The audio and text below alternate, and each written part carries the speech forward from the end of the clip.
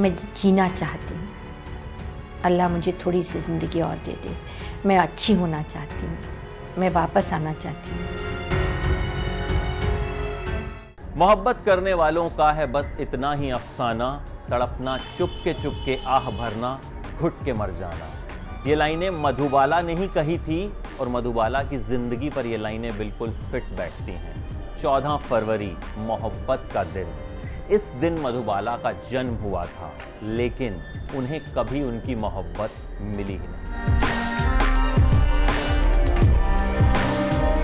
मधुबाला वो अदाकारा जो इतनी हसीन थी कि उनकी खूबसूरती से खूबसूरती को भी जलन होती होगी। अच्छा, आपको पता है मधुबाला की खूबसूरती का राज क्या था? देखिए, मुंबई में एक कुआं है, पारसी मंदिर है वहां एक कुआं है। कहते हैं कि उस कुएं के पानी से मधुबाला को नहलाया जाता था। उनके पिताजी के ये सख्त निर्देश थे कि मधुबाला जो हैं वो इसी कुएं के पानी से नहाएंगी, और कहते हैं कि इसी पानी ने मधुबाला को वो खूबसूरती दी कि जमाना उनका दीवाना हो गया। खैर, आज वो कुआं बड़े बदहाल हालात में है, लेकिन उस कुएं की बदौलत कह सकते हैं हमें मधुबाला मिली। देखिए, मधुबाला का जन्म दिल्ली में हुआ था और बचपन में ही एक ज्योतिषी ने भविष्यवाणी कर दी थी कि ये बहुत मशहूर होंगी, बहुत बड़ी स्टार बनेंगी, लेकिन इनकी जिंदगी दुखों से भरी होगी। ये भविष्यवाणी बिल्कुल सच साबित हुई। मधुबाला बड़ी स्टार बनेंगी, इसलिए पिताजी उन्हें लेकर दिल्ली से मुंबई आ गए। 12 साल की उम्र में एक फिल्म की, बसंत। उसके बाद कुछ छोटे मोटे रोल किए। उसके बाद मधुबाला पर नजर पड़ी देविका रानी की। देखिए, देविका रानी अपने जमाने की बड़ी स्टार थी और बॉम्बे टॉकीज की मालकिन थी। आप कह सकते हैं कि जिस तरह से आज करण जौहर हैं, एक बड़े प्रोडक्शन हाउस धर्मा प्रोडक्शंस के मालिक हैं, उसी तरह देविका रानी थी। देविका रानी ने मधुबाला को देखा। उस वक्त मधुबाला का नाम हुआ करता था मुमताज, लेकिन देविका रानी ने उन्हें नाम दिया मधुबाला। इस तरह से हमें मिली मधुबाला। और मधुबाला को जो सबसे पहली फिल्म हीरोइन के तौर पर मिली वो थी नीलकमल। राज कपूर उनके हीरो थे। इस फिल्म के बाद उनकी खूबसूरती का जादू ऐसा चला कि उन्हें विनस ऑफ द स्क्रीन कहा जाने लगा, यानी सौंदर्य की देवी।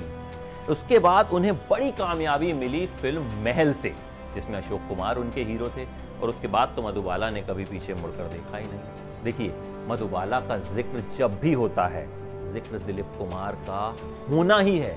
दिलीप कुमार के जिक्र के बिना मधुबाला का जिक्र पूरा हो ही नहीं सकता।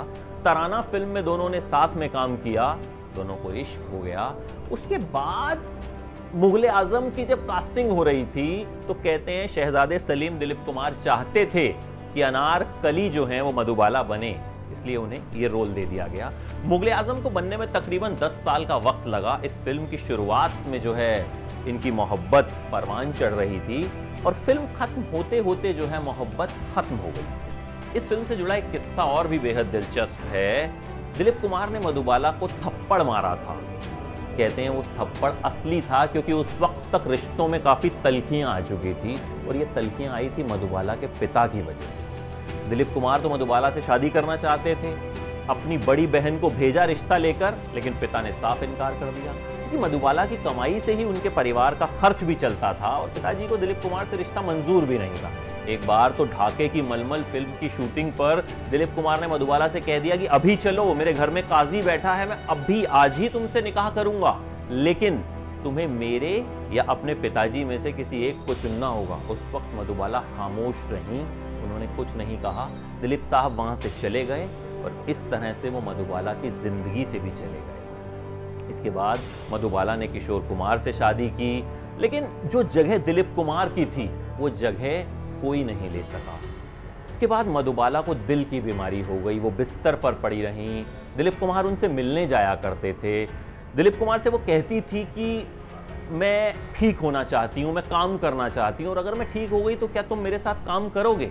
दिलीप कुमार ने उनसे वादा किया कि तुम ठीक हो जाओगी तो मैं तुम्हारे साथ काम जरूर करूंगा, लेकिन ये वादा कभी पूरा नहीं हो पाया।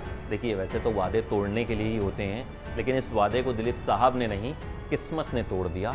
मधुबाला 36 साल की उम्र में ही दिल की बीमारी की वजह से इस दुनिया से रुखसत हो गई। आखिरी साल उनके बड़े खराब हालात में गुजरे। उन्होंने मुगले आजम नहीं देखी थी, वो फिल्म जो उनकी सबसे बड़ी फिल्म थी, वो फिल्म जो सिनेमाई इतिहास में करिश्मा मानी जाती है। जानते क्यों नहीं देखी थी? क्योंकि उस वक्त मधुबाला को लगता था कि बीमारी की वजह से वो बड़ी कमजोर हो गई हैं और उस फिल्म में वो बड़ी खूबसूरत लगी थी। तो उन्हें लगा कि मैं जब वो फिल्म देखूंगी तो मुझे बहुत खराब महसूस होगा। वो आईना भी नहीं देखा करती थी। तो आप समझिए कि जिस हसीना के लिए करोड़ों दिल धड़के, वो दिल की बीमारी की वजह से इस दुनिया से रुखसत हो गई। लेकिन जब भी जिक्र खूबसूरती का होगा, जब भी जिक्र बेहतरीन अदायगी का होगा, जब भी जिक्र मुगले आजम का होगा, तब तक जिक्र मधुबाला का ज़रूर होगा। और हमारी तरफ से मधुबाला को जन्मदिन की ढेरों शुभकामनाएं। वो जहां भी होंगी, हमें उम्मीद है कि उन तक उनके चाहने वालों की शुभकामनाएं ज़रूर पहुंच रही हैं। ये है एबीपी न्यूज़, आपको रखे आगे।